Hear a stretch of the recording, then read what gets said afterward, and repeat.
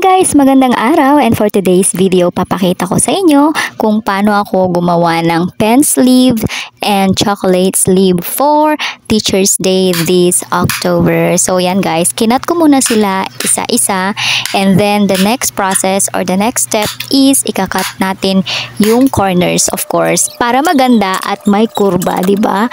And yes, yung next step naman is kailangan ko ring ikat yung part na may print na Teacher's Day para dun natin ilulusot yung ballpen isa-isa. So ayan nga, may makulit nga ulit nakikipaglaro sa akin. So ayan, nakikita nyo guys, kinakat ko siya, and then nilalagay ko na rin agad yung ballpen. Yung ballpen pala nilagay ko is sign pen siya. So maganda siya for teachers talaga, lalo na pag nag-check ng mga papers, diba?